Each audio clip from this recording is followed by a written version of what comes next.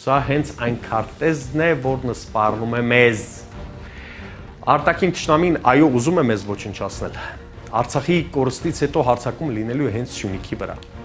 Դժվարանում եմ պատկերացնել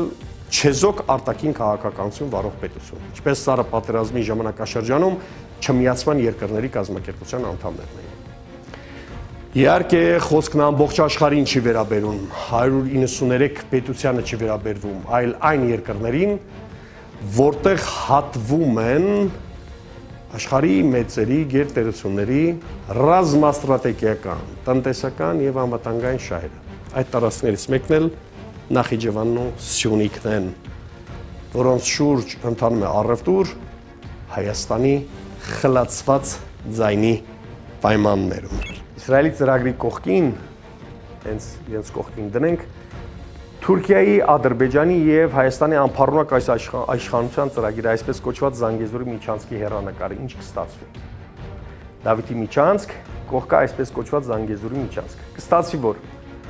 Թուրքիայի դաշնակից Իսրայելը Հայաստանի իշխանության միջոցով նստում է հենց Իրանի սահմանին։ Այս process-ից շահում են բոլորը բացի Իրանից եւ մեզնից, Հայաստանից։ Հայաստանն օգտագործելու են որպես զինվոր պեչկա։ Մեգա նախագծեր իրականացնելու համար։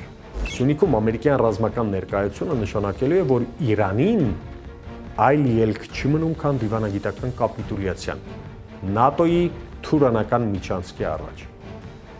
Եթե Վաշինգտոնը մտնում է Սյունիք, ուրեմն իր հետ մտնում են Թուրքիան եւ Իսրայելը։ Ստացվում է ագարակից Հայաստանի Հանրապետության սահմաններում գտնվող ագարակից